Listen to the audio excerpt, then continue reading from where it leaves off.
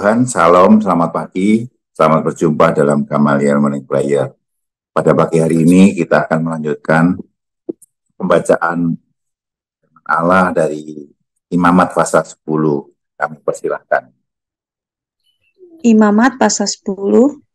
Kemudian anak-anak Harun, Nadab, dan Abihu masing-masing mengambil perbaraannya, membubuh api ke dalamnya, serta menaruh ukupan di atas api itu. Dengan demikian mereka mempersembahkan ke hadapan Tuhan api yang asing yang tidak diperintahkannya pada mereka. Maka keluarlah api dari hadapan Tuhan, lalu menghanguskan keduanya sehingga mati di hadapan Tuhan. Berkatalah Musa kepada Harun, inilah yang difirmankan Tuhan kepada orang yang karib kepadaku, menyatakan kekudusanku, dan di muka seluruh bangsa itu akan kuperlihatkan kemuliaanku. Dan Harun berdiam diri. Kemudian Musa memanggil Misael dan Elsafan, anak-anak Uziel, paman Harun, lalu berkatalah ia kepada mereka, datang kemari, angkatlah saudara-saudaramu ini dari depan tempat kudus keluar perkemahan. Mereka datang dan mengangkat mayat keduanya, masih berpakaian kemeja, keluar perkemahan, seperti yang dikatakan Musa. Kemudian berkatalah Musa kepada Harun dan kepada Eleazar dan Itamar, anak-anak Harun, janganlah kamu berkabung dan janganlah kamu berduka cita, supaya jangan kamu mati dan jangan Tuhan memberkahi segenap umat ini.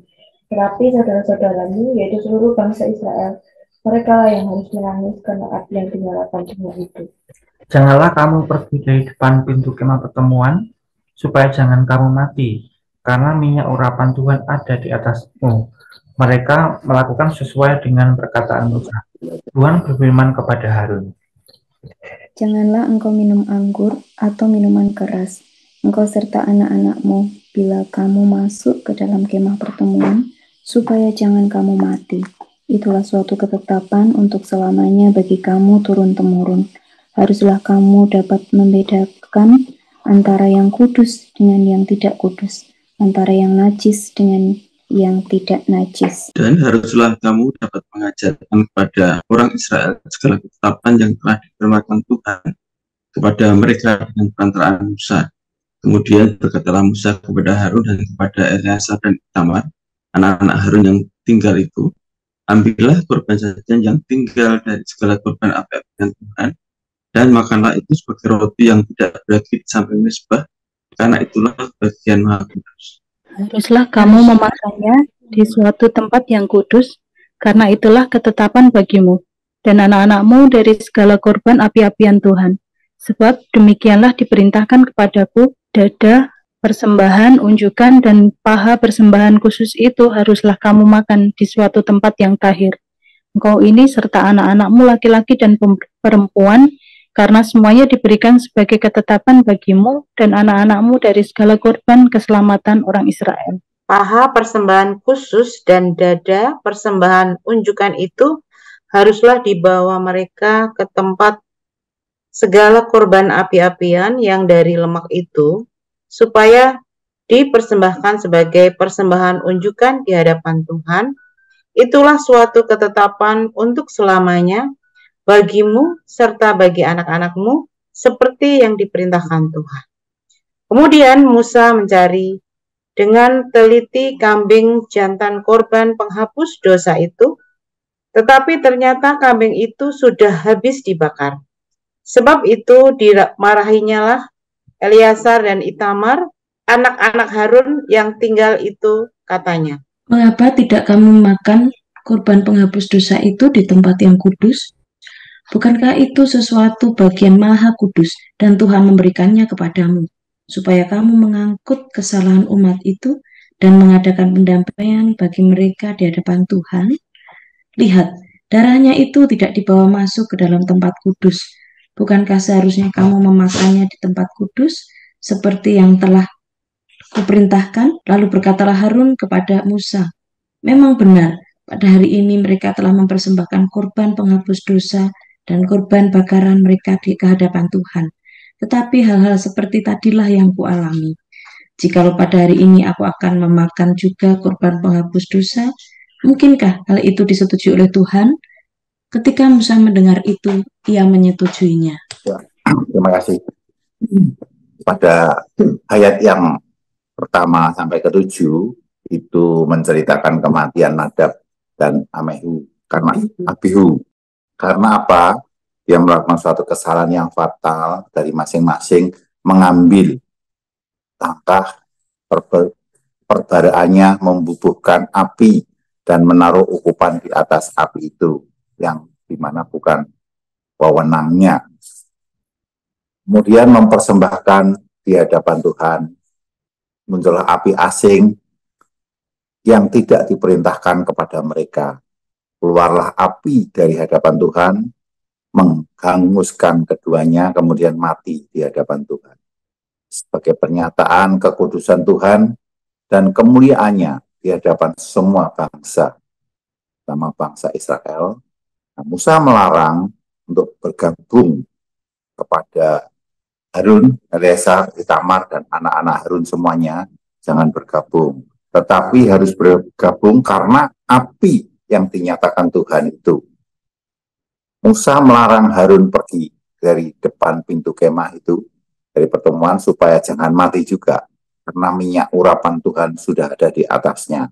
Ternyata mereka juga mentaatinya. Kemudian pada ayat yang ke-8-11, itu imam dilarang minum minuman keras untuk menyelenggarakan kebaktian.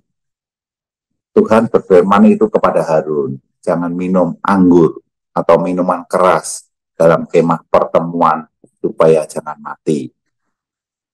Ketetapan itu berlaku selamanya dan keturunan Harun semuanya. Harus membedakan antara yang kudus, yang najis, dengan yang tidak. Itu harus dibedakan. Karena apa? Di ruang di mana di tempat mereka mempersembahkan sesuatu persembahan di hadapan Tuhan, itu menggambarkan bahwa Allah yang kita sembah itu adalah Allah yang kudus dan suci. Harus diajarkan pada orang Israel semua ketetapan yang sudah difirmankan Tuhan kepada mereka dengan perantaraan Musa tersebut. Nah, kemudian pada ayat yang ke-12 sampai ke-20, itu kata Musa terhadap Harun, Eleazar, Itamar, dan anak-anak Harun, supaya mengambil korban sajian yang tinggal dari segala korban api-apian Tuhan, dan dimakan sebagai roti tidak beragi di samping mezbah itu, dari Maha Kudus. Nah, harus dimakan di tempat kudus. Ini suatu ketetapan.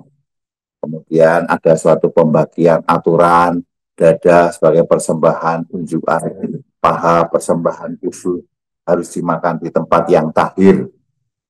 Kambing jantan, penghapus dosa, harus disisakan, tapi ternyata terbakar habis.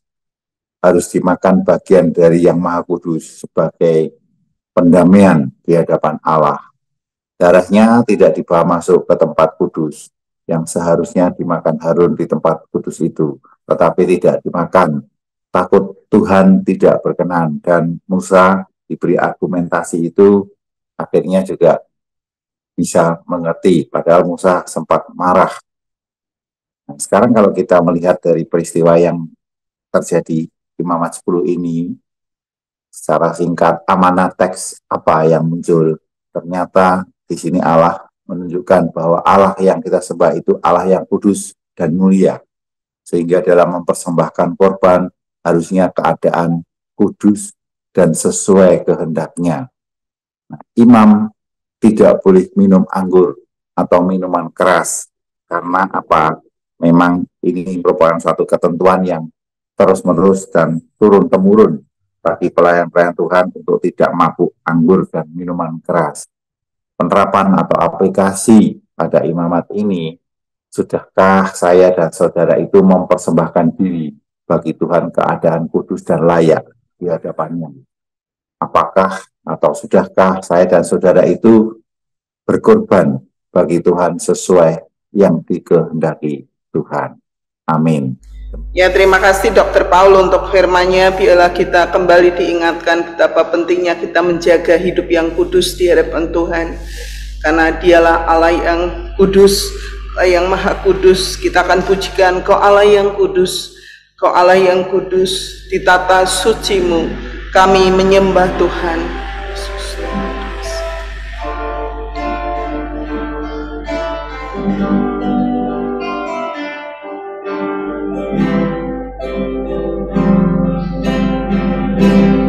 Kau Allah yang kudus, Kau Allah yang kudus, di tahta suci-Mu kami menyembah, nama-Mu disanjung,